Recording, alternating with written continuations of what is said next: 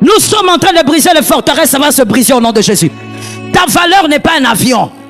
Ta valeur n'est pas un hélicoptère. Ta valeur, c'est pas le yacht. Ta valeur, c'est celui qui t'a sauvé à la croix et qui est à l'intérieur de toi. Donne-moi un amen normal. Ta valeur, c'est celui qui est à l'intérieur. Christ en toi, l'espérance. Ne laisse aucun être humain t'arracher ta joie. Sois joyeux en mars, sois joyeux en avril, sois joyeux en mai, sois joyeux en juin, sois joyeux en juillet, sois joyeux en octobre, sois joyeux en novembre, sois joyeux. Je le disais quelque part, je te le dis aussi. La joie se cherche. Est-ce que quelqu'un m'entend bien? La joie se cherche. Le bonheur ne se cherche pas. Parce que le bonheur doit nous accompagner. Quand le grand berger est avec nous, le bonheur et la grâce. Le bonheur ne se cherche pas, mais la joie se cherche. Quand tu sens que ça va mal, cherche la joie. Va puiser la joie en Jésus. Quand tu sens que tu as envie de pleurer, tu dis larmes, tu ne sortiras pas. Jésus est ma force, Jésus est ma joie, Jésus est ma satisfaction, Jésus est ma paix. Cherche la joie. Mon frère, le monde est dur, le monde est compliqué, le monde a des difficultés, mais il faut être capable de chercher. Ce verset est possible pour ceux qui savent chercher. Voilà pourquoi il y a des gens justement, à cause de cette forteresse-là, quand il fait 2-3 voyages, c'est fini, il change sa démarche ici. Il veut que le pasteur Joël fabrique pour lui une chaise en or. Que sa chaise soit différente ici. Parce qu'il a fait 2-3 voyages. Forteresse, ta valeur c'est Jésus. Il ne faut pas croire que ce verset veut dire sois là, Jésus est là, il te donnera toujours la joie. Non, Jésus est celui qui amène aussi dans la vallée. Et même dans la vallée, cherche. Comment chercher la joie dans la vallée? Tu traverses ces moments difficiles, mais tu te rappelles. Après ça, c'est la couronne. Après ça, c'est la gloire. Après ça, c'est la bénédiction. Après ça, c'est l'ascension. Après ça, c'est le positionnement. Je suis joyeuse. Tu n'as pas d'enfant, mais tu cherches la joie. Comment tu cherches la joie? Je n'ai pas d'enfant, mais mon bébé, c'est Samuel. Moi, je n'engendrerai pas n'importe quel bébé. Tu cherches. My God, you have to look for your joy. La joie se cherche. Les gens de chrétiens qui pensent que la joie est automatique parce que Jésus est en toi. Jésus va mettre. Vous entendrez même un chrétien dire que Jésus me transmette la joie. Il ne te transmettra pas, c'est à toi de. Comme la femme. Il ne cherchera pas la femme pour toi. C'est à toi. Celui qui trouve, c'est-à-dire qu'on cherche. Si tu ne cherches pas, mon frère, tu vas vieillir. Tu attends que Dieu t'envoie une femme. Tu vas vieillir ici dans l'église ici. Et si tu vieillis trop, je te consacre prêtre à l'AENA. C'est tout. Nous ouvrons la branche des prêtres. Où tu ne te maries pas et puis ne fais pas d'enfant, hein, frère. Que je ne voie pas le visage d'un bébé là-bas qui te ressemble. Tu vas rester comme ça. Tu dois chercher. Dieu ne te donnera pas de femme. La Bible dit celui qui trouve. Donc tu cherches aujourd'hui, tu cherches demain. J'ouvre une parenthèse, je vais peut-être te choquer, mais tu es habitué à ça. Je te choque donc en te disant, mon frère, quand tu dragues une fois, ça marche pas, laisse, drague encore. La drague n'est pas un problème. Est-ce que quelqu'un m'entend bien? Le problème, c'est l'engagement. Le problème, c'est l'engagement. Si j'entends que tu t'engages beaucoup, je te chasse. Oui. Le problème est là, parce que c'est là qu'on devient aventurier. C'est là qu'on devient farceur. Mais la drague n'est pas l'engagement. Tu essayes ici, ma soeur, est-ce qu'on peut? Non, on ne peut pas. Ma soeur, est-ce qu'on peut? Et tu mets Dieu dedans. Cherche ta joie. Ne laisse aucun homme t'arracher la joie. J'ai aimé cet amen, que Jésus vous visite. L'être humain est passager. L'homme est né et il mourra un jour. Mais personne ne t'arrache ta joie. Regarde un homme, dis-lui, la forteresse tombe. Tu finis les cultes comme ça, et puis on ne te salue pas par Madame Hélène. Tu dis, oh Madame Hélène ne m'a pas salué. Alors tu sors triste, tu es aventurier. À cause d'une salutation. Une salutation, c'est comme bon appétit. C'est à prendre ou à laisser. Je vais te réchoquer. Même sans ta salutation, il va vivre. Même sans ta salutation, il va aller de l'avant. Même sans ta salutation, il sera en bonne santé. Et c'est ce qui compte. La bonne santé. Pourquoi toi tu vas perdre ta joie parce que j'étais à l'église, une sœur, elle m'a mal salué, elle m'a mal regardé. Ma sœur, si elle te regarde mal, ce sont ses yeux. Toi aussi tu as tes yeux. Regarde-toi avec admiration. Regarde-toi avec admiration. Luc 23, 39 parle d'un homme qui était à côté de la grâce elle-même, la grâce faite chair, mais il n'a bénéficié de rien. L'un des malfaiteurs crucifiés l'injuriait, disant: n'es-tu pas le Christ? Sauve-toi toi-même et sauve-nous. Cet homme est mort à la croix et on ne sait pas, mais nous disons à la lumière des Écritures que cet homme n'a pas bénéficié du salut. Que quelqu'un me dise c'est dangereux. Merci. Cet homme n'a pas bénéficié du salut alors qu'il était à côté de la grâce faite chair, Jésus de Nazareth. Il n'a bénéficié de rien du tout, simplement parce que cet homme avait une façon, une manière de réfléchir.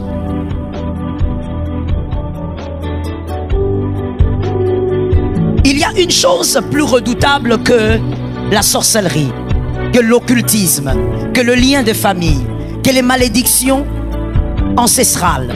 Il y a une chose plus dangereuse que toutes ces choses que généralement effrayent les chrétiens. Il y a une arme plus redoutable que toutes ces choses. Cette arme, c'est la seule arme qui en réalité devrait effrayer tout chrétien ici, et vous et moi. C'est la seule arme qui devrait attirer toute notre attention. Plus que la malédiction familiale, les liens, les pactes. J'enchaîne, je lis, je brise. Toutes ces choses-là, il y a pire que ça. Que quelqu'un me dise, il y a pire. Parle avec obéissance, dis-moi, il y a pire. Cette chose est la chose que j'appelle une arme ce matin, parce que c'est une véritable arme. Et c'est la seule chose qui a fait de Lucifer Satan. Tu ne devrais pas craindre ce que tu peux chasser au nom de Jésus. Je suis d'accord avec toi, tu as compris. Les démons de famille, tu peux le chasser au nom de Jésus. Et il va partir. Les liens de famille, tu peux le briser au nom de Jésus et ça va se briser. Les malédictions ancestrales, oh, ça nous suit depuis 20 générations. Mon frère, tu peux le briser au nom de Jésus et ça va se briser. Mais il y a une chose qui ne va pas se briser si tu dis au nom de Jésus. C'est la chose qui a fait de Lucifer Satan. Et c'est la chose que toi tu devrais craindre. C'est la chose qui devrait t'effrayer. Parce que si cette chose a pris un ange parfait et a fait de lui l'ange déchu, ça devrait te faire réfléchir. Comprenons d'abord ceci. Allons-y mollo. Lucifer, en latin, ce mot en réalité vient du mot latin. Lucifere. Lucie veut dire lumière. Fere veut dire porteur ou porter. Et donc, Lucifer, le porteur de lumière. Le porteur de lumière est devenu Satanas. Satanas, Satan. Comment? Ésaïe 14, 12 à 15. Jusque-là, je n'ai pas donné le sous-thème d'aujourd'hui, vous l'aurez tout à l'heure. Ésaïe 14, 12 à 15. Voici comment Luciféré est devenu Satanas. Te voilà tombé du ciel, astre brillant, fils de l'aurore. D'où vient le nom Lucifer? Tu es abattu à terre, toi le vainqueur des nations. Voyez comment il était puissant. Voyez comment il avait de l'autorité. On l'appelle dans la Bible les vainqueurs des nations. Tu disais en ton cœur, je monterai au ciel, j'élèverai mon trône au-dessus des étoiles de Dieu. Les étoiles de Dieu, c'est une métaphore, on parle aussi des anges. Je m'asseillerai sur la montagne de l'assemblée, à l'extrémité du septentrion. Je monterai sur les sommets des nuées. Je serai semblable. Merci pour l'obéissance. Je serai semblable Ça nous suffit là-bas. Il voulait être semblable au Très-Haut.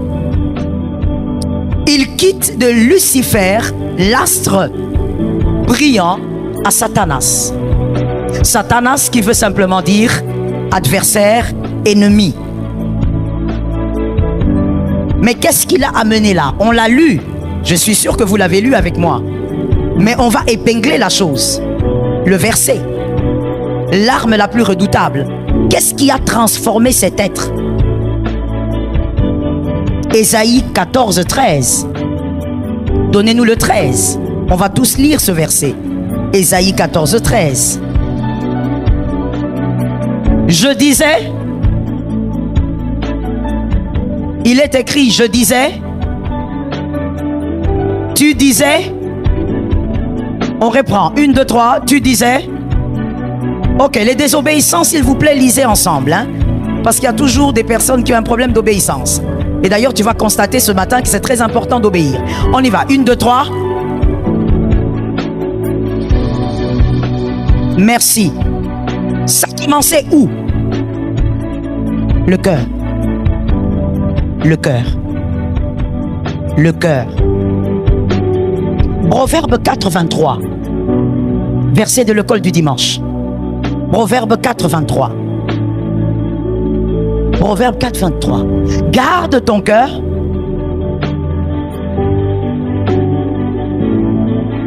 Garde ton cœur plus que... Dans toute autre chose, il y a quoi? Dans toute autre chose, qu'est-ce qu'il y a là-bas? Il y a tout. Garde ton cœur plus que ta famille. Garde ton cœur plus que ton argent. Garde ton cœur plus que ton corps. Garde ton cœur plus que tout ce que tu aimes. Je n'ai pas entendu. On va reprendre. Garde ton cœur plus que ce que tu aimes. Garde ton cœur plus que ton argent. D'accord. Proverbe 27, 19. Proverbe 27, 19. Comme dans l'eau, le visage répond au visage. Vous comprenez de quoi il s'agit.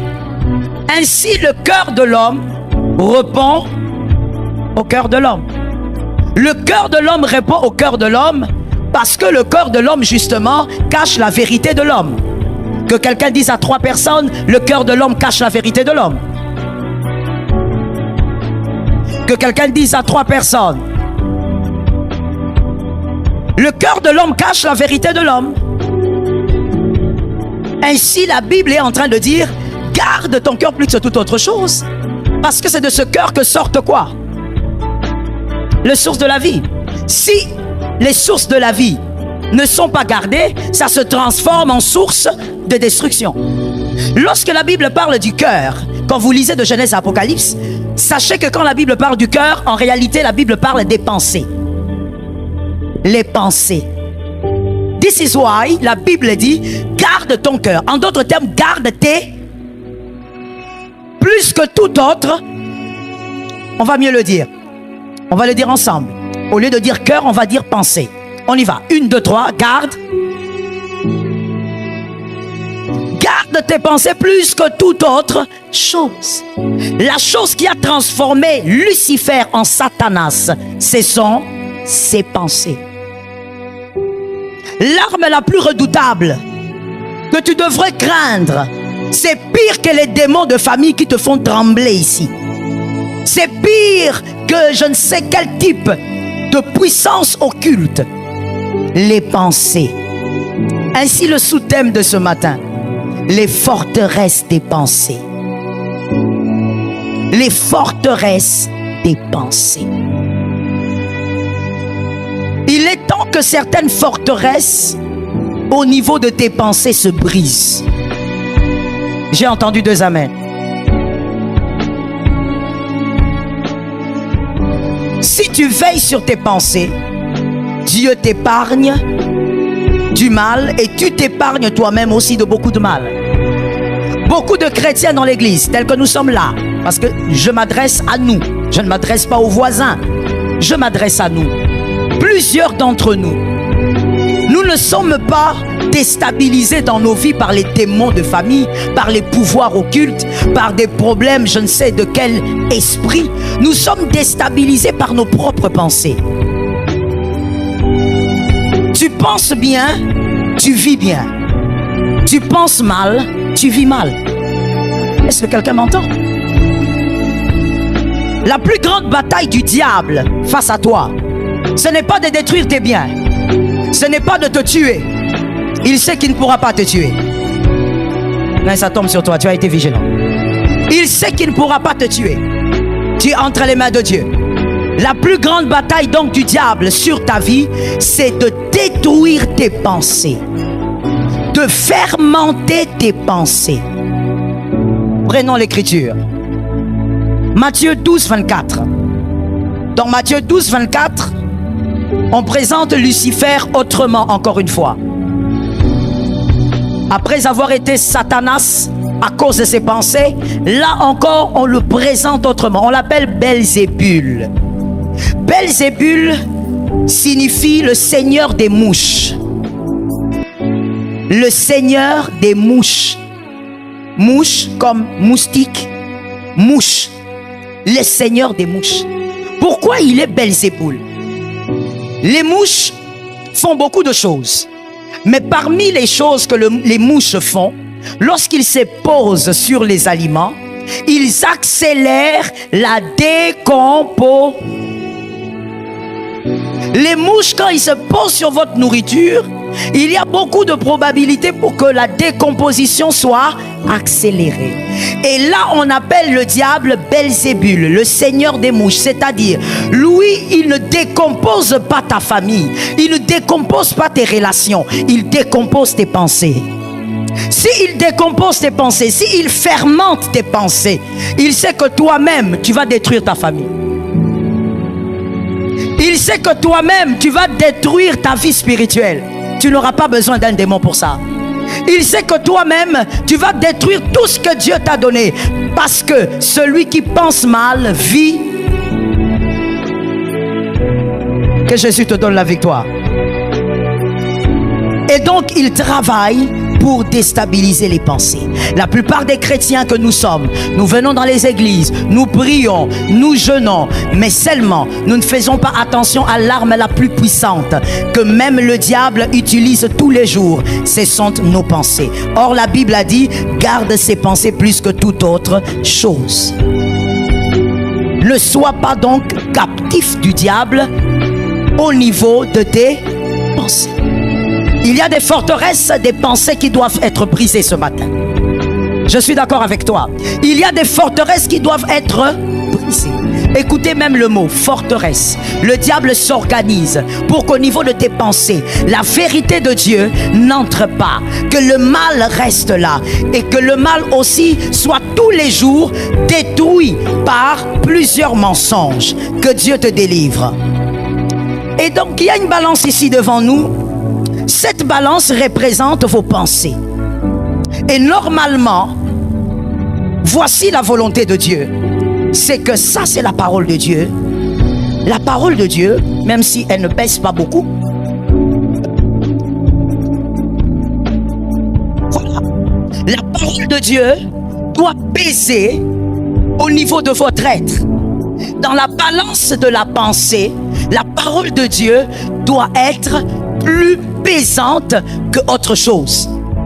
Je veux mieux le dire pour celui qui dort. La parole de Dieu doit être plus pesante que la philosophie du monde, que l'intelligence du monde, que la science.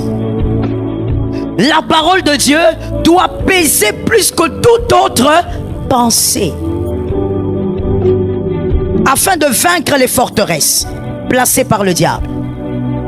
La parole de Dieu doit peser plus que les fausses religions. Pendant que tu le dis, Dieu te donne la victoire dans ce domaine. Nous sommes dans une église où il faut comprendre les mystères spirituels.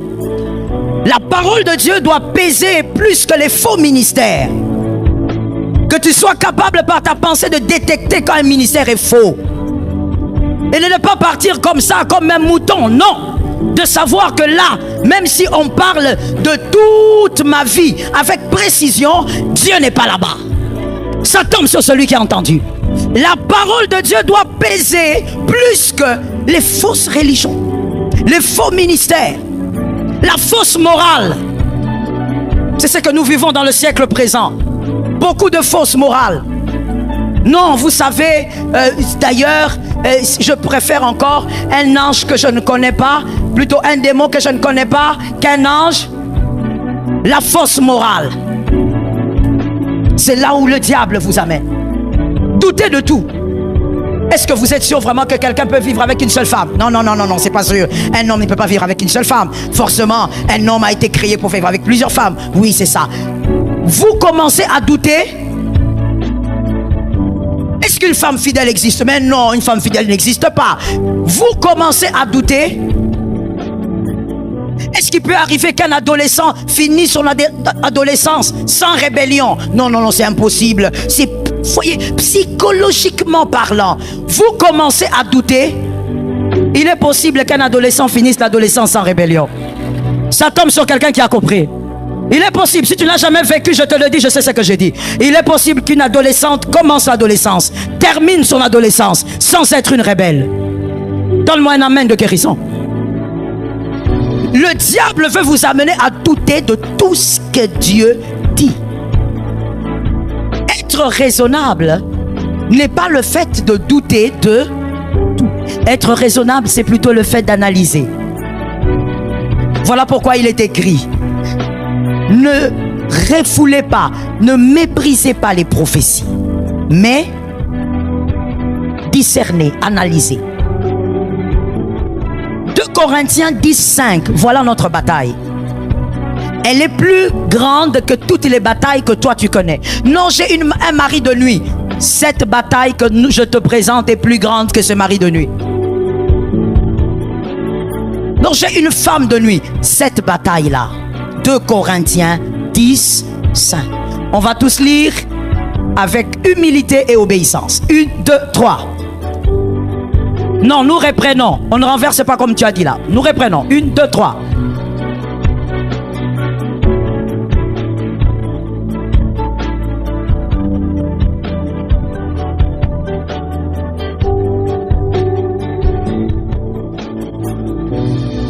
Est-ce que quelqu'un a capté ça? Je crois que celui qui n'a pas dit amen n'a pas compris l'écriture. On va relire pour celui qui n'a pas compris l'écriture. Nous renversons les raisonnements. On commence d'abord par là. Le véritable combat spirituel, c'est ça. Ce n'est pas d'abord feu, feu, feu. J'envoie. Là où tu as envoyé, tu avais envoyé hier. Si ça n'a pas marché hier, il faut régler le problème ici. C'est ça le vrai combat. Non, le sorcier là de ma famille, je le ligote, mon frère. Tu l'avais ligoté hier. Jusqu'à aujourd'hui, tu continues à le ligoter. Donc le vrai problème, c'est ici. Nous renversons les... Et toutes qui s'élèvent contre là, il y a des pouvoirs qui s'élèvent contre la connaissance de Jésus. Nous les renversons par l'autorité du Saint-Esprit. Il y a des pouvoirs qui s'élèvent contre la vérité que tu dois connaître pour que tu vives ta chrétienté. Il y a des esprits qui combattent tes pensées pour que tu ne connaisses jamais la vérité dans sa totalité. Listen well. Celui qui connaît la moitié de la vérité ne connaît pas la vérité. La vérité ne doit pas être connue à moitié, car sa puissance ne sera pas totale. La vérité, son pouvoir, c'est dans sa totalité. Dis ça à quelqu'un. La connaissance de Dieu. Et nous amenons toute et la pensée de ton voisin captive. Et la pensée des membres de ta famille captive. Et la pensée de tes collègues de service. Captive à quoi? L'obéissance du Christ. L'obéissance du Christ. Oh, que Dieu nous donne la victoire. Sois capable d'obéir à Christ. Mais tout se passe au niveau des pensées. Celui qui n'a pas des pensées captives à l'obéissance du Christ ne pourra pas obéir. Et tu n'obéiras pas même dans les détails. Est-ce que quelqu'un m'entend? Toute pensée doit être libérée de forteresses. Des forteresses diaboliques. Et toute pensée, je veux mieux le dire, toute pensée doit être esclave à l'obéissance du Christ.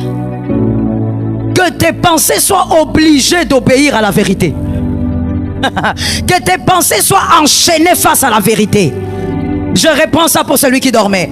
Que tes pensées soient enchaînées face à la vérité. Que face à la vérité, tu te sentes obligé de t'incliner. Mais pas n'importe quelle vérité, la vérité du Christ. C'est ça la vraie bataille. Quand le diable arrive à te vaincre, c'est parce qu'il t'a d'abord vaincu au niveau de tes pensées. Est-ce que quelqu'un m'entend bien? La première forteresse que nous allons briser ce matin par la grâce de Dieu, la première forteresse que nous devons briser par la grâce de Dieu ce matin, au niveau des pensées, les inquiétudes. Les inquiétudes. Nous sommes dans un siècle où tout le monde veut courir au rythme de l'horloge du progrès. Tout le monde. Et qui a défini le progrès? Le monde et la science. Le monde et la science ont défini le progrès. Ce qui fait que si tu n'es pas dans ce couloir-là, on dit tu es en retard. On dit ta vie a un problème. On dit tu ne progresses pas, tu n'évolues pas. Ça, c'est ce que le monde a défini. Quand tu as une hutte, on dit tu es pauvre. Quand tu as une villa, on dit... Qui a défini ça? Merci. Le monde. Le monde a conditionné tous les habitants de la terre. Le monde a conditionné tous les habitants de la terre à vivre selon ce rythme de progrès. Les chrétiens sont dans la prison du vouloir à cause de la définition que le monde a imposée au progrès. Les chrétiens aujourd'hui sont à la course du vouloir. Vouloir faire, vouloir avoir, plutôt que d'être dans la course du vouloir plaire à Dieu. La forteresse est tellement puissante au niveau de vos pensées que vous trouvez cette vie normale au point où vous ne vivez que pour ça maintenant. Que Jésus nous donne la victoire ce matin. Lorsque ces choses ne t'accompagnent pas, c'est-à-dire les éléments du progrès selon le monde, tu tombes dans l'inquiétude. Regarde ton voisin, dis-lui que Dieu te délivre. Regarde un autre, dis-lui que Dieu t'épargne. Tu tombes dans l'inquiétude. Ainsi, dans l'église aujourd'hui, nous avons des chrétiens déprimés. Vous les amenez ici, vous commencez à déclarer au nom de Jésus, démon sort. Il n'a pas un démon, il est déprimé. Il est dans une dépression primaire ou majeure. Il n'a pas un démon. Oh non, ces frères-là, il a des combats. Il n'a pas de combat. Il subit une dépression. La dépression est une réalité. Il n'a pas de démon. Qui t'a dit qu'il a un démon? Tu vas prendre trop de temps ici à envoyer le feu. Il n'y a pas de feu envoyé quelque part. Oh non, tu as des démons tellement majeurs que on a prié 2 semaines, ils partent pas, il faut augmenter. Il est déprimé à cause de ce qu'il vit. Qu'est-ce qu'il vit? Il a l'impression qu'il ne réussit pas selon la définition du monde. Donc, il est dans la dépression. On a des chrétiens qui sont dans l'anxiété. Il vit dans l'anxiété. Pourquoi? Parce que selon lui, il ne réussit pas. Il est inquiet parce qu'il n'a pas ce que les autres ont. Il y a des chrétiens ici, je parle d'ici. Vous êtes venus ce matin, mais vous avez très mal dormi cette nuit. Presque pas d'ailleurs. Pas parce que tu priais, mais parce que tu étais en train de t'inquiéter sur ta vie. Quand je tiens compte de mon âge, quand je tiens compte de ceci, quand je regarde à gauche, à droite, il y a des choses qui ne marchent pas. Qu'est-ce qui ne marche pas? Qui t'a dit que ça ne marche pas? Parce que tu as une définition dans ta tête. C'est la définition que le monde a donnée du progrès. Tu vis dans les inquiétudes. Tu es inquiet parce que tu n'es pas les autres. Tu ne peux pas être les autres. Aide-moi à dire ça à un homme de foi. Non, pourquoi je ne suis pas comme Jean-Louis? Tu n'es pas Jean-Louis. Et il ne faudrait pas que tu sois Jean-Louis. Ça tombe sur celui qui est intelligent derrière. Non, mais pourquoi je n'ai pas la vie de Marie? Tu n'es pas Marie, ne cherche pas à être Marie. Si tu deviens Marie, c'est un mal. Tu Tu ne peux pas être mari. Est-ce qu'on prend l'écriture? On prend l'écriture. Soyez des bons étudiants, on écrit, on lit et on avance. On prend l'écriture. Romains 12, 4. Romains 12, 4. Car comme nous avons plusieurs membres, on parle du corps, dans un seul corps, et que tous les membres n'ont pas la même, la main ne doit pas être le pied. Qui aimerait que son pied, pendant ce culte, devienne une main? Non, j'ai demandé tellement de lever la main. Qui aimerait ce matin, tout de suite là, que sa tête devienne le dos? Chaque chose à sa place. Ne vois-tu pas que les membres du corps ne se plaignent pas? Ne vois-tu pas que ta bouche ne cherche pas à être l'oreille?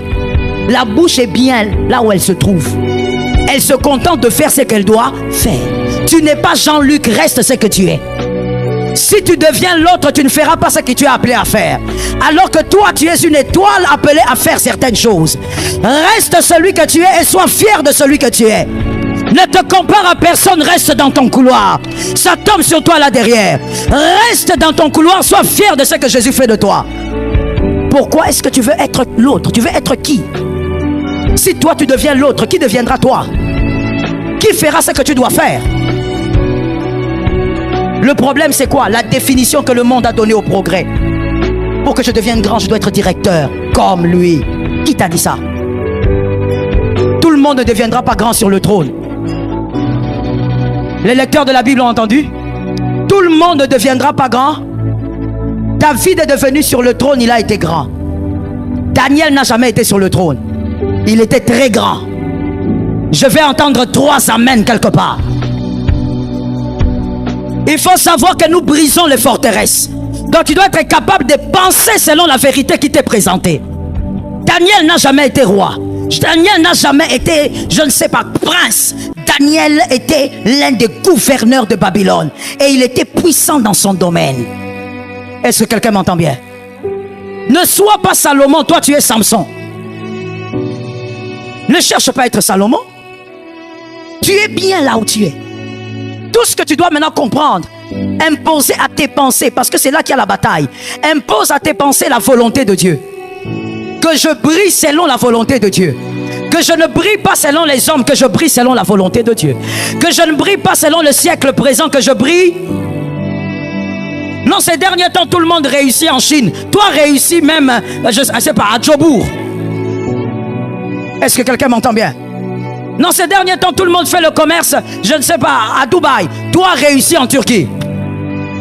Ou même ailleurs. Est-ce que quelqu'un m'entend bien? Refuse de t'inquiéter parce que tu veux être l'autre. Tu es toi et tu réussiras en tant que toi. Que Dieu bénisse quelqu'un qui a entendu. Il faut briser les forteresses de l'inquiétude. Tu t'inquiètes parce que tu veux avoir ce qu'ils ont. Qui t'a dit que tu as besoin de ce qu'ils ont? Qui t'a dit ça? Le monde. Ça t'introduit dans des inquiétudes. Tu manques de sommeil, tu ne dors pas. Regarde comment tu as maigri. Regarde comment tu as grossi, parce que cela dépend.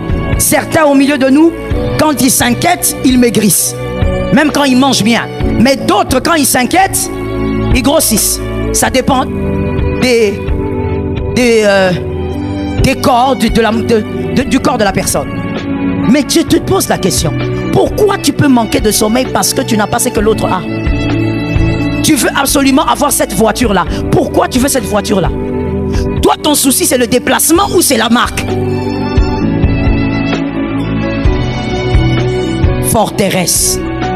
Vous voyez là où se trouvent les forteresses? Ton souci, c'est quoi? Non, il faut que je m'habille de tel habit. Ton souci à toi, c'est ce que Dieu avait fait dans Genèse. Couvrir ton corps ou c'est de porter des marques? La forteresse. Ton souci à toi, c'est d'avoir un bébé ou de mettre au monde ton bébé là où l'autre a mis au monde son bébé. Quel est vraiment ton vrai problème? Regardez ce que Matthieu dit. Matthieu 6, 11. Et pendant qu'on nous donne cette écriture, je déclare que les forteresses des pensées se brisent au nom de Jésus. Matthieu 6, 11. Donne-nous aujourd'hui notre pain quotidien. C'est-à-dire ce qu'il te faut aujourd'hui, Dieu te donne. Ce que tu dois demander, c'est ton pain. My God, my God, my God. Tu ne dois pas demander le pain. Demande. Merci, j'ai entendu 3 personnes. Maintenant, les 3 personnes qui ont parlé, les autres, vous avez entendu, vous allez m'aider à répéter ça. Ne demande pas à Dieu le pain. Demande ton pain à toi. Monsieur Stéphane, demande quoi? Ton pain. Ton pain ne doit pas ressembler au pain de l'autre. Pourquoi on dit donne-nous notre pain?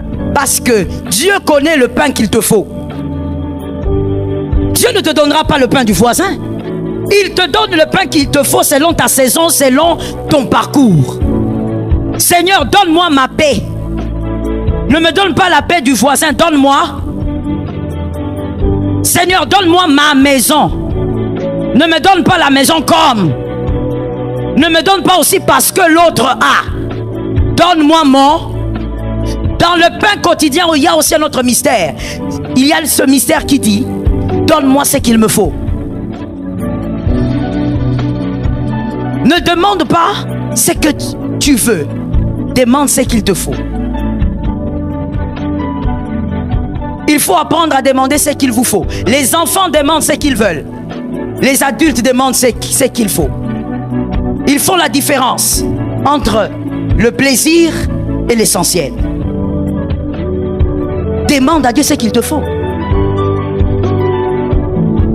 Ne demande pas à Dieu d'aller, de voyager, parce que tout le monde voyage. Demande à Dieu d'être sur le lieu de ta prédilection. Est-ce que quelqu'un m'entend bien?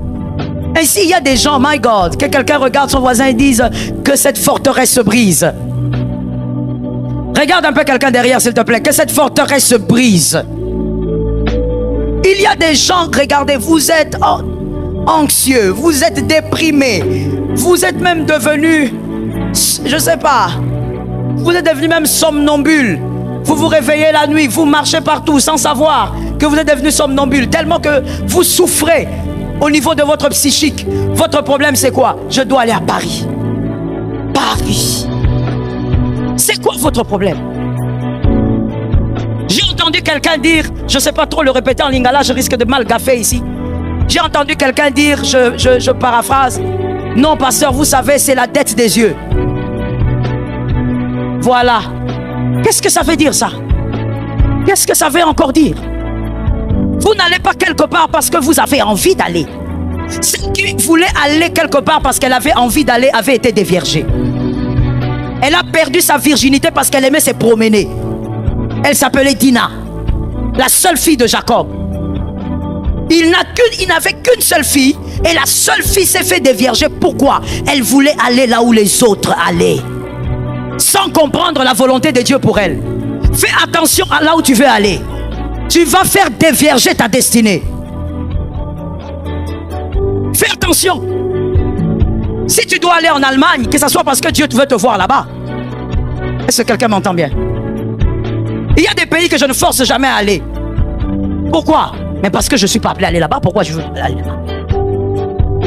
Si on m'appelle pour aller prêcher, d'accord, je vais prêcher et je rentre. Toi, tu veux mordicus, je dois absolument aller à Brazzaville. Mon frère, calme-toi. Cherche la volonté de Dieu dans ce que tu fais. Et ça va te délivrer des inquiétudes. Imaginez-vous quelqu'un qui déprime simplement parce qu'il n'a pas de visa. C'est quoi ton problème? Tu n'as pas la carte d'électeur. J'étais en train de poser une question intelligente ici. Est-ce que tu n'as pas de carte d'électeur? Mais c'est bon, dis à ton voisin, ça suffit. Tu as la carte d'électeur, on sait que tu envoies, tu es congolais, c'est bon. Tu veux quoi? Vous savez pourquoi vous avez même du mal? Vous voyez même là, on a ri, hein? Mais il y a des gens qui ont du mal. Il y a des gens qui ont dit non, non, non, non. Tu sais pourquoi? Parce que tu penses que ta valeur, c'est Paris, c'est France, c'est... Non, ça n'a rien à voir. Le diable a placé des forteresses en toi, te faisant croire que si tu fais ça, ta valeur augmente. Non, la valeur d'un homme n'est pas un avion. Donne-moi un amen que je parle. Donne-moi un amen que je parle. Nous sommes en train de briser les forteresses, ça va se briser au nom de Jésus. Ta valeur n'est pas un avion. Ta valeur n'est pas un hélicoptère. Ta valeur, c'est pas le yacht. Ta valeur, c'est celui qui t'a sauvé à la croix et qui est à l'intérieur de toi. Donne-moi un amen normal. Ta valeur, c'est celui qui est à l'intérieur, Christ en toi, l'espérance. Dis ça encore une deuxième fois. Une troisième fois. C'est ça ton espérance. Voilà pourquoi il y a des gens justement, à cause de cette forteresse-là, quand il fait 2-3 voyages, c'est fini. Il change sa démarche ici. Il veut que le pasteur Joël fabrique pour lui une chaise en or. Que sa chaise soit différente ici. Parce qu'il a fait 2-3 voyages. Forteresse. Ta valeur, c'est Jésus. Est-ce que quelqu'un m'entend bien? Le diable vous amène dans les inquiétudes parce qu'il voudrait vous voir pécher contre une chose. 1 Thessaloniciens 5,16. 1 Thessaloniciens 5,16. Il veut que vous puissiez pécher contre cette vérité. Soyez toujours. Dis-le à quelqu'un. Répète ça encore à ton âme. Je le disais quelque part, je te le dis aussi. La joie se cherche. Est-ce que quelqu'un m'entend bien? La joie se cherche. Le bonheur ne se cherche pas. Parce que le bonheur doit nous accompagner. Quand le grand berger est avec nous, le bonheur et la grâce. Le bonheur ne se cherche pas. Mais la joie se cherche. Quand tu sens que ça va mal, cherche la joie. Va puiser la joie en Jésus. Quand tu sens que tu as envie de pleurer, tu dis larmes, tu ne sortiras pas. Jésus est ma force, Jésus est ma joie, Jésus est ma satisfaction, Jésus est ma paix. Cherche la joie. Mon frère, le monde est dur, le monde est compliqué, le monde a des difficultés, mais il faut être capable de chercher. Ce verset est possible pour ceux qui savent chercher. Il ne faut pas croire que ce verset veut dire sois là, Jésus est là, il te donnera toujours la joie. Non, Jésus est celui qui amène aussi dans la vallée. Mais même dans la vallée, cherche. Comment chercher la joie dans la vallée? Tu traverses ces moments difficiles, mais tu te rappelles. Après ça, c'est la couronne. Après ça, c'est la gloire. Après ça, c'est la bénédiction. Après ça, c'est l'ascension. Après ça, c'est le positionnement. Je suis joyeuse. Je cherche la joie même dans la vallée. Tu n'as pas d'enfant, mais tu cherches la joie. Comment tu cherches la joie? Je n'ai pas d'enfant, mais mon bébé, c'est Samuel. Moi, je n'engendrerai pas n'importe quel bébé. Tu cherches. My God, you have to look for your joy. La joie se cherche. Les gens de chrétiens qui pensent que la joie est automatique parce que Jésus est en toi. Jésus va mettre. Vous entendez même un chrétien dire que Jésus me transmette la joie. Il ne te transmettra pas, c'est à toi de. C'est comme la femme. Il ne cherchera pas la femme pour toi. C'est à toi. Celui qui trouve, c'est-à-dire qu'on cherche. Si tu ne cherches pas, mon frère, tu vas vieillir. Tu attends que Dieu t'envoie une femme. Tu vas vieillir ici dans l'église. Et si tu vieillis trop, je te consacre prêtre à l'AENA. C'est tout. Nous ouvrons la branche des prêtres. Où tu ne te maries pas, et puis ne fais pas d'enfant, frère. Que je ne voie pas le visage d'un bébé là-bas qui te ressemble. Tu vas rester comme ça.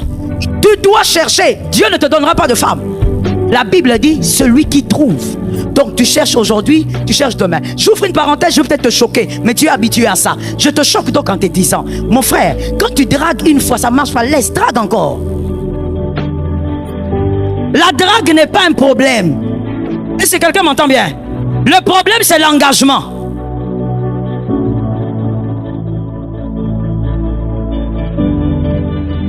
Le problème, c'est l'engagement. Si j'entends que tu t'engages beaucoup, je te chasse. Oui. Le problème est là, parce que c'est là qu'on devient aventurier. C'est là qu'on devient farceur. Mais la drague n'est pas l'engagement. Tu essayes ici, ma soeur, est-ce qu'on peut? Non, on ne peut pas. Ma soeur, est-ce qu'on peut? Et tu mets Dieu dedans. Cherche ta joie. Ne laisse aucun homme t'arracher la joie. J'ai aimé cet amen, que Jésus vous visite. L'être humain est passager. L'homme est né et il mourra un jour. Ne laisse aucun être humain t'arracher ta joie. Sois joyeux en mars, sois joyeux en avril, sois joyeux en mai, sois joyeux en juin, sois joyeux en juillet, sois joyeux en octobre, sois joyeux en novembre, sois joyeux. Sois joyeux. Que personne ne t'arrache ta joie. Regarde un homme, dis-lui, la forteresse tombe. Tu finis les cultes comme ça, et puis on ne te salue pas par Madame Hélène. Tu dis, oh Madame Hélène ne m'a pas salué. Alors tu sors triste, tu es aventurière. À cause d'une salutation. Une salutation, c'est comme bon appétit. C'est à prendre ou à laisser. Je vais te réchoquer. Même sans ta salutation, il va vivre. Même sans ta salutation, il va aller de l'avant. Même sans ta salutation. Même sans ta salutation, il sera en bonne santé. Et c'est ce qui compte. La bonne santé. Pourquoi toi tu vas perdre ta joie parce que j'étais à l'église, une sœur, elle m'a mal salué, elle m'a mal regardé. Ma sœur, si elle te regarde mal, ce sont ses yeux. Toi aussi tu as tes yeux. Regarde-toi avec admiration. Regarde-toi avec admiration. Si toi je te parle, on ne tue pas sa joie à cause des hommes. Il y a même des hommes qui me choquent, qui disent à leur femme, j'étais en prière, tu m'as sorti de ma prière. Ta femme te sort de la prière. Monsieur, tu es aventurier. Je suis désolé de te le dire en face, mais il faut que quelqu'un te le dise. Parce que si le pasteur ne te le dit pas, personne ne va te le dire. Tu es aventurier, monsieur. Tu permets à une femme de te sortir de la prière. Parce que ta femme a dit quelque chose, parce que ta femme t'a énervé. Mon frère, quand on te dit une chose qui te mécontente, regarde ta femme, dis-lui, je ne suis pas d'accord. Tu as entendu? J'ai entendu. Rentre en prière. Que personne ne te vole ta joie. Qu'aucun homme ne te vole ta joie. Voilà pourquoi je vous interdis, oui, je me permets, sur cette estrade, en tant que pasteur, si je suis ton pasteur, je t'interdis d'écouter le pseudo-prophète. Je t'interdis. N'écoute pas les pseudo-prophètes. Ceux qui n'ont rien à dire et qui ouvrent la bouche pour dire n'importe quoi. N'écoute pas celui qui t'arrache ta joie. Il vient, il te dit, sur ta tête, il y a les démons des familles, des grands-pères, des démons de ceci. On n'en a pas besoin. Jésus est là, c'est l'essentiel. Jésus est là et la victoire est certaine. Jésus est là, ça va marcher. Après avoir écouté un prophète, on ne peut pas être dans la peur. Ça devient diabolique. J'assume ce que j'ai dit. Ce prophète-là est vérifiable. Il faut le rechecker. Un homme de Dieu, quand il te donne un message, ça ne doit pas t'introduire dans la peur, car la peur est l'arme la plus redoutable du diable. Celui qui a peur est une proie facile pour le diable. Tout ce qui te fait peur, éloigne-toi de ça. Je répète la phrase pour celui qui dort. Tout ce qui t'effraie, éloigne-toi de ça. Attache-toi à la parole qui te donne la force. Ainsi il est écrit, je connais les projets que j'ai formés sur vous. Ah, même s'il y a les démons des familles, il connaît le projet. Même s'il y a les... Ah, est-ce que je parle à un enfant de Dieu? Même s'il y a les liens des familles, il connaît le projet. Même s'il y a les pactes ancestraux, il connaît le projet. Projet de paix, afin de vous donner, cette année tu as de l'avenir. Cette saison est ta saison. Tu as de l'avenir au nom de Jésus. Assieds-toi avec. La forteresse tombe. Tu n'as pas à t'inquiéter, tu es un Dieu. Où est-ce que le diable veut t'amener dans l'inquiétude? Au-delà de tout, il veut te faire douter de ton père, alors que tu es un père. Celui qui s'inquiète, c'est celui qui ne fait pas confiance en son père. Celui qui a un père ne s'inquiète pas. Il compte sur son père pour régler le problème. Est-ce que quelqu'un m'entend? Lorsque tu as un père, tu ne t'inquiètes pas sur les frais scolaires. Tu sais qu'il va régler ça. Il y a des gens qui ont des enfants ici. Est-ce que vos enfants s'inquiètent de ce qu'ils vont manger après le culte? Ils sont là à l'école du dimanche, hein, ils font la belle vie là-bas. Si on va là-bas les filmer, ça sera catastrophique. Au lieu même de réciter les versets, ils sont en train de danser, de tournoyer. Sans inquiétude. Ils savent même pas ce qu'ils vont manger après le culte, mais ils savent qu'ils vont. C'est ça que j'aime. Ils ne savent pas comment ils iront à l'école demain, mais ils savent que ils iront à l'école demain parce qu'ils comptent sur toi. Ils savent que tu es là. Tu es un père, tu es une mère. Le diable veut te faire douter de ton père céleste et vivant. Oh, ça tombe sur une famille. Est-ce que tu vois le danger des inquiétudes? Tu vois combien les inquiétudes sont néfastes? qu'il faut briser cela. Parce que ça te fait douter de Dieu. C'est ton papa. Ton papa s'occupe de toi. Je te pose une question. Est-ce que celui qui t'a donné la vie a oublié de t'habiller? Est-ce qu'il est possible que celui qui te donne la vie oublie de te nourrir? Il est possible que celui qui te donne la vie oublie que tu dois vivre décemment? Impossible. Ton Père est vivant. Matthieu 6, 9 dit: notre Père qui est aux cieux. Ce n'est pas notre voisin. Ce n'est pas le papa du voisin qui est au ciel. C'est notre propre Père. Matthieu 7, 11 révèle combien nous sommes méchants, mais nous avons des bonnes choses pour nos enfants. Dieu, il est parfait. Dieu est bon. Il ne peut pas oublier de te prendre en charge. Je veux mieux le dire, il te prend déjà en charge. Ah, j'aime cet amen. Voici donc ce qui se passe avec Dieu en termes du demander et du recevoir. Le Fils demande. C'est au Père de se charger de donner. Est-ce que quelqu'un m'entend? Lorsque tu demandes à Dieu, laisse-lui la responsabilité en tant que Père de te donner. Ne dicte pas quand est-ce qu'il va te donner. Ta foi peut t'amener à déclarer, c'est vrai, mais que ça ne t'amène pas dans l'inquiétude. Il est un Père, il connaît le temps. Je veux dire autre chose que tu diras à ton voisin. Le Fils demande, le Père connaît le temps du donner. Est-ce que quelqu'un m'entend? Il y a des personnes ici, si Dieu vous donne ce que vous demandez tout de suite, vous redevenez païen. Je sais que si je te demande, tu diras non, jamais, pasteur. Non, moi j'aime Dieu. Mon frère, tu vas m'aider à répondre à cela toi-même. Je te réponds par une question. Lorsque tu prends une fille qui veut se marier, disons de 20 ans, et tu poses la question à cette fille: est-ce que tu es prête à tout dans ce mariage avec cet homme? La fille te dit: oui, je suis prête à tout. Dites-moi, comment vous comprenez ça? Comment vous jugez ça? Comment vous jugez la réponse de la fille? Vous considérez que... Pourquoi? Elle a répondu sans réfléchir, ça c'est un. De deux, elle est en train d'affirmer des choses qu'elle ne maîtrise pas. Tu n'as jamais été marié. Je te donne un conseil aussi à toi célibataire, hein? Écoute directement, d'accord? Tu n'as jamais été marié. On te demande: mon frère, tu sauras vivre avec une femme? Oui. Tu n'as jamais été marié. Tu ne peux pas dire oui. C'est une réponse d'irresponsabilité, d'immaturité. C'est que tu devrais dire: par la grâce de Dieu. Parce qu'au fait, tu ne sais pas dans quoi tu seras. C'est exactement la même chose avec notre Dieu. Tu es en train de demander des choses, mais Dieu est le seul à savoir si tu es prêt à les garder. Si ces choses ne vont pas te détruire, il est le seul. Nous demandons, il connaît le temps. Au nom de Jésus, nous brisons les forteresses d'inquiétude. Au nom de Jésus, je détruis les forteresses d'inquiétude. Je donne la dernière forteresse et on va prier. La dernière forteresse qu'on va briser ce matin. La forteresse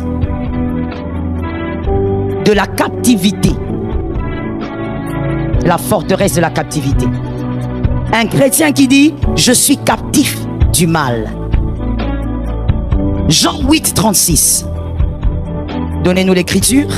Jean 8, 36. Jean 8, 36. Si donc le Fils vous a franchi, vous serez... Qui a été affranchi? Es-tu libre? Mais vous voyez, j'entends des réponses hésitantes là. Il y a une forteresse quelque part. Est-ce que tu es libre? Si le Fils, il dit bien, si donc le Fils vous affranchit, vous serez... C'est une forteresse très dangereuse que de croire que vous pouvez être captif. Vous ne pouvez pas être captif. Ça tombe sur toi. Et c'est normal ces amens diminuer parce qu'il y a beaucoup de forteresses. Tu ne peux pas être captif du diable. Colossiens 2, 14. Aujourd'hui, les chrétiens, nous souffrons de ça. Colossiens 2,14. Il a effacé l'acte dont les ordonnances nous condamnaient et qui subsistait contre nous. Il a détruit en les clouant. Est-ce qu'on est d'accord avec cette écriture? Lorsque tu fais un songe bizarre où tu as l'impression que tu es enfermé quelque part, que tu es attaché quelque part, que tu es condamné à une réalité, ce qu'il faut faire, mon frère, ma soeur, aucun chrétien m'écoute et que cette forteresse tombe. Ce qu'il faut faire, ce n'est pas de courir chercher un pasteur. Ce qu'il faut faire, ce n'est pas de commencer à prier fire, feu, je détruis, j'envoie. Ce qu'il faut faire, c'est commencer par comprendre la pensée. Ça, avant de dire comprenez, qu'est-ce qu'il faut commencer à comprendre? Il faut commencer à comprendre Jean 8, 32. Comprenez d'abord cette écriture, maîtrisez cette écriture. Jean 8, 32. Mon frère, il y a certains démons qui viennent chez toi, pas parce que tu as ouvert, je veux mieux le dire, pas parce que tu as péché, mais parce que tu as ouvert une brèche au niveau de tes pensées. Ce que tu crois t'arrive. Est-ce que quelqu'un m'entend? Jean 8, 32 dit quoi? Vous connaîtrez. Et est-ce qu'on peut le dire 3 fois tous ensemble? C'est un verset de l'école du dimanche. On y va. 1, 2, 3. Vous. 2 avec puissance. 3 avec force. Nous avons dit Amen. Ok. Maintenant, on va voir la vérité, c'est quoi? Vous connaîtrez la vérité vous affranchira. À partir d'aujourd'hui, je veux qu'il y ait des gens qui sortent de cette forteresse et qu'il y ait des personnes dans cette église qui iront contaminer d'autres et que ces autres personnes soient capables de vivre la liberté en Jésus. Est-ce que quelqu'un m'entend?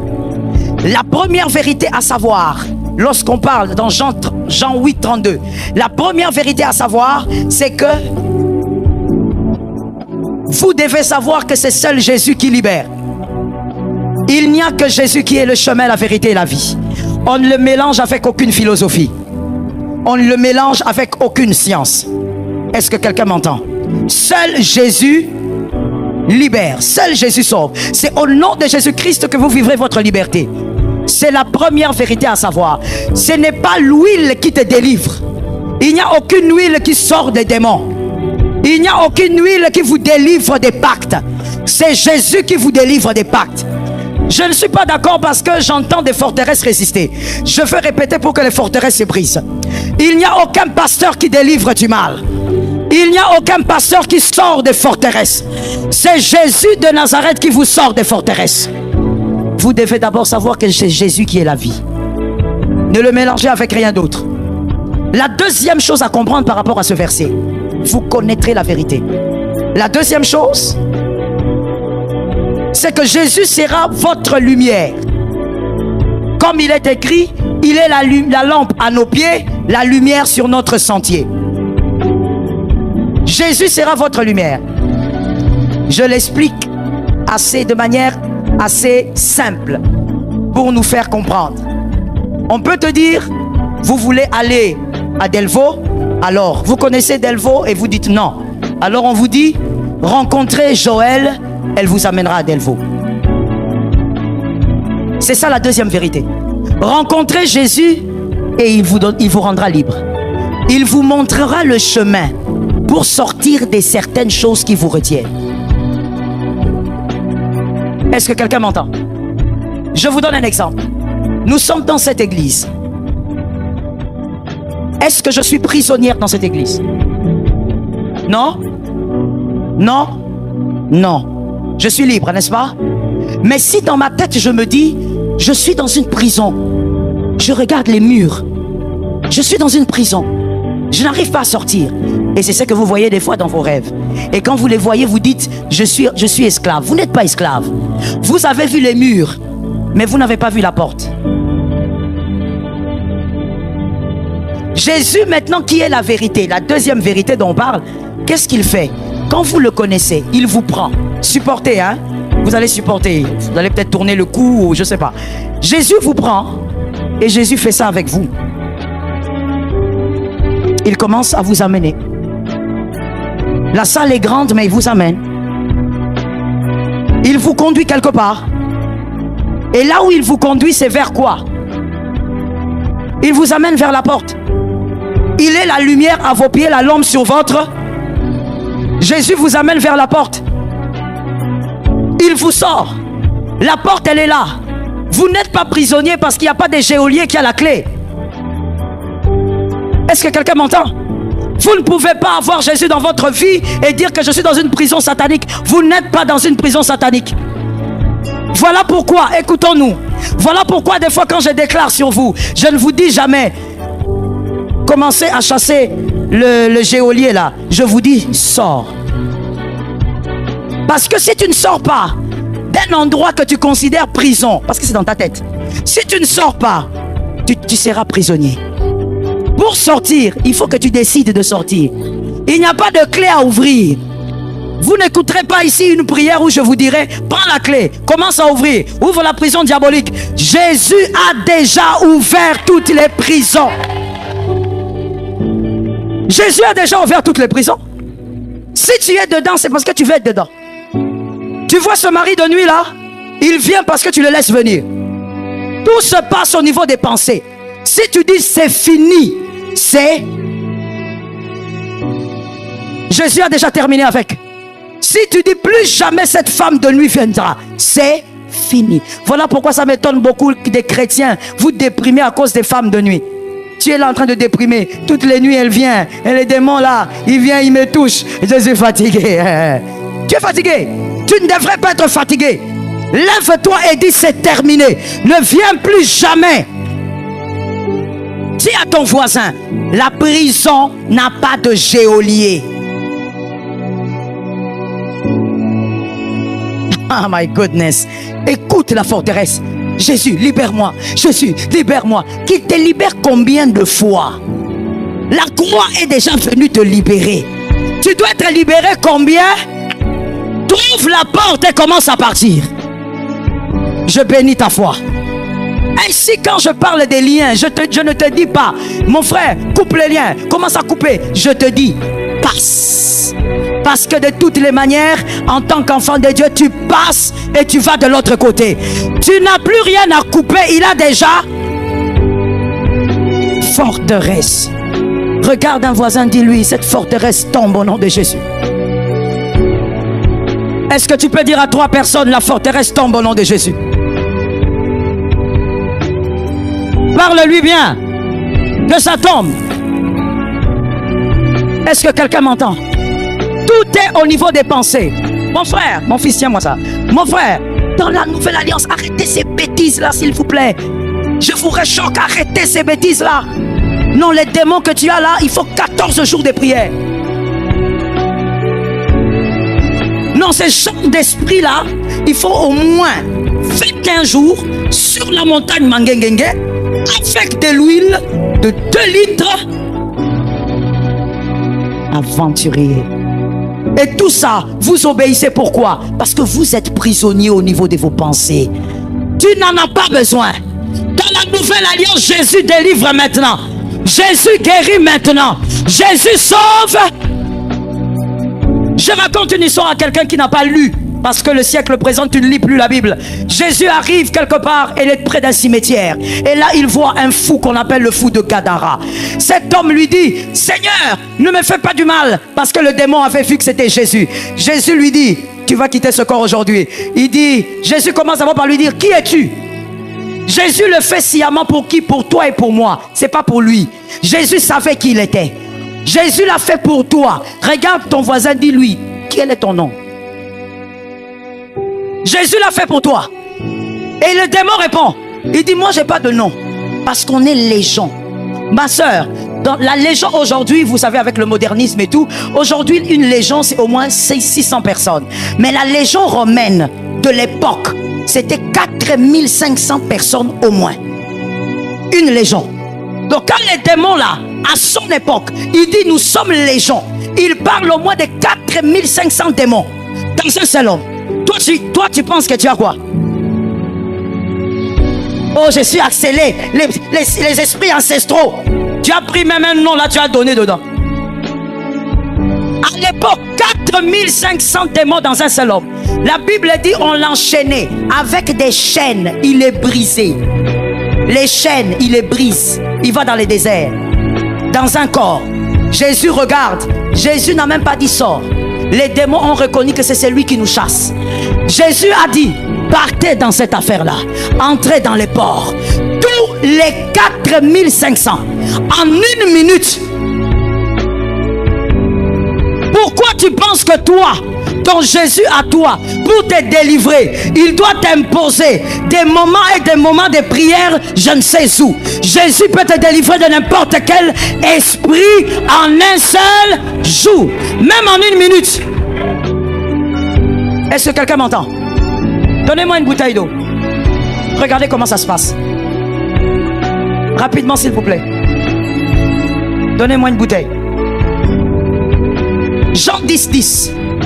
Que dit l'écriture? Jean 10, 10. Que dit l'écriture? Le voleur. Ensuite. Et puis. Mes brebis aient quoi? Je vous pose la question. La vie que Jésus vous donne, c'est la vie qu'il vous donne dans 2 jours. Pourquoi alors vous croyez que votre problème spirituel doit partir seulement après 1 semaine de prière avec un pasteur? Pourquoi? C'est écrit où? Forteresse. Vous savez pourquoi ces esprits ne partent pas? Ce n'est pas parce que vous avez besoin d'1 semaine. C'est parce que vous pensez que vous avez besoin d'1 semaine. C'est ça le pouvoir des forteresses.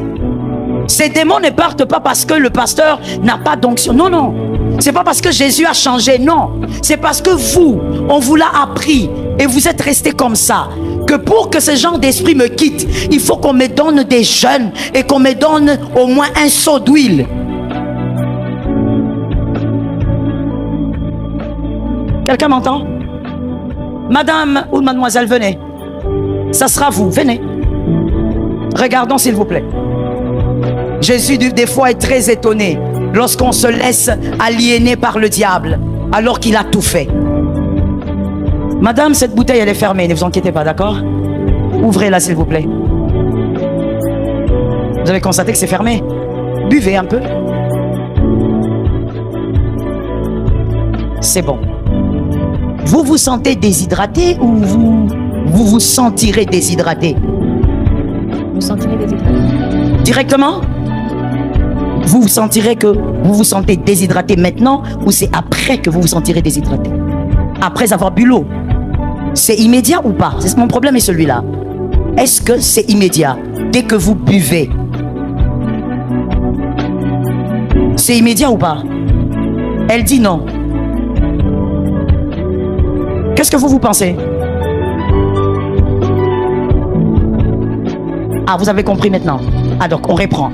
La soif a été étanchée immédiatement, après avoir bu l'eau, directement. C'est le corps qui a réagi. Et maintenant, pourquoi Jésus, lui, la vie, quand on reçoit la vie, il faut qu'on soit délivré après 5 jours? Expliquez-moi ça dans votre Bible. Expliquez-moi ça dans votre Bible. Pourquoi avec Jésus, tu me donnes un message aujourd'hui que j'ai des problèmes des liens, mais il faut que je revienne après 5 jours pour que tu commences encore la cure d'âme? Pourquoi? Est-ce qu'il y a une loi biblique qui dit ça? Que c'est un principe, sans cure d'âme, tu n'auras pas la délivrance. Sans 5 jours de jeûne, tu n'auras pas la délivrance. Par contre, je connais quelqu'un. Merci madame. Je connais quelqu'un à la croix. Jésus lui dit, toi tu crois en moi, hein? Le gars il dit, souviens-toi de moi quand tu reviendras.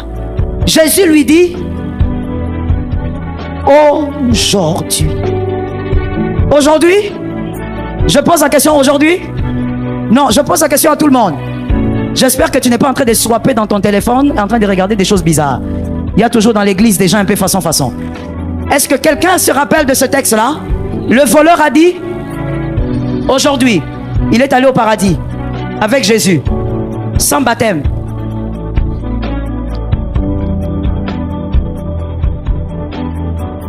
Sans baptême.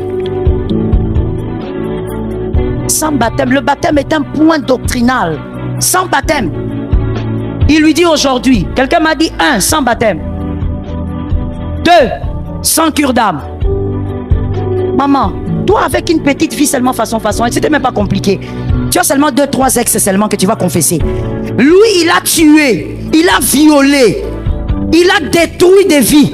Jésus ne lui a pas dit, fais d'abord la cure d'âme. Confesse d'abord. Le même jour, le maître de la délivrance, le maître de la délivrance, Jésus est le maître de la délivrance. Et Jésus n'a pas besoin de ta cure d'âme. Je te réchoque.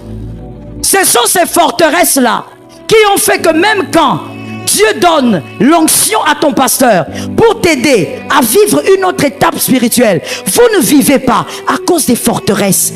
Tu te dis, il faut qu'on me fasse la cure d'âme. Je dois passer par la délivrance de 25 jours. Le pasteur ne m'a pas imposé la main. Comment le démon va sortir? Les démons ne sortent pas par imposition des mains.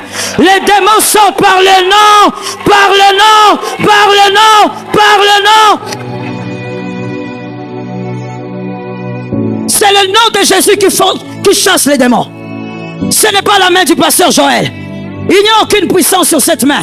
C'est le nom de Jésus qui chasse les esprits. Mais qu'est-ce qui fait? On t'impose les mains. Tu ne vis rien parce que tu as des forteresses.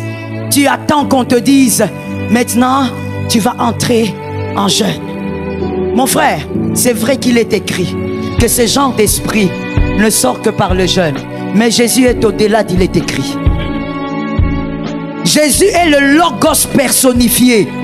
Il est au-delà des Écritures. Ainsi, je finis en vous disant ceci. Je donne un exemple maintenant de notre ère pour qu'on se comprenne. À un culte à l'église centrale, on faisait un culte, c'était un vendredi, famille glorieuse. Il y a une dame qui s'approche. Elle vient là où j'étais pendant la prière. Voilà pourquoi j'ai toujours dit pendant le culte, ne te laisse pas influencé par le voisin. Écoute le Saint-Esprit et agis selon le Saint-Esprit. Elle a quitté d'où elle était. La sécurité même était distraite. Elle est venue vers moi. Elle a dit, pasteur déclare, cette fois-ci je dois porter mon bébé. Ça fait 2 fois, non 3 fois que je perds mes bébés. Pasteur Marianne, tu étais là, n'est-ce pas? Elle est là? Elle est de l'autre côté. Il dit, j'ai perdu mes bébés. 3 bébés sont morts.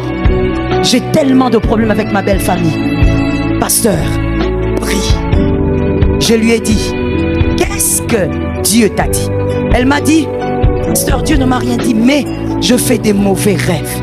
J'ai trop de mauvais rêves. À chaque fois que je perds mes bébés, je vois toujours quelqu'un qui vient et qui prend mon bébé, qui part avec. Et quand je me réveille, la grossesse est sortie.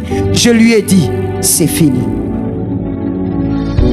J'ai seulement dit, au nom de Jésus, c'est fini. Et tu sais quoi?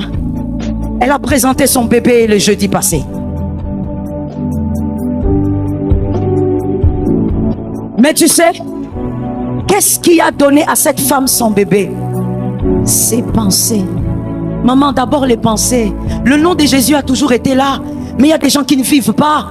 Parce que le problème, c'est qu'au niveau de vos pensées, vous ne réfléchissez pas pareil. Il y a des gens qui ont compris qu'il suffit que je croie.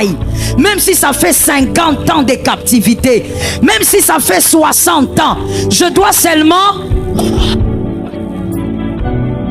Elle a porté son bébé. Jésus a fait le reste. Si tu as des mauvaises pensées, Jésus va pas t'aider. Si tu as des mauvaises pensées, Jésus ne sait pas comment opérer avec toi. Si tu as des pensées faussées, Jésus ne peut pas opérer avec toi. Je dis à quelqu'un, le plus grand problème, ce n'est pas le démon des familles. Au nom de Jésus, il parle. Le plus grand problème, ce sont tes pensées. Aujourd'hui, nous brisons cette forteresse. Jésus délivre et il délivre à n'importe quel moment. À partir de maintenant, voici ce que tu vas faire en arrivant chez toi. Même si tu habites chez ta soeur, chez ton frère, quand tu mettras la plante de tes pieds dans ta maison, tu déclareras, tout ce qui nous tourmente, c'est terminé aujourd'hui. Est-ce que quelqu'un l'a déclaré?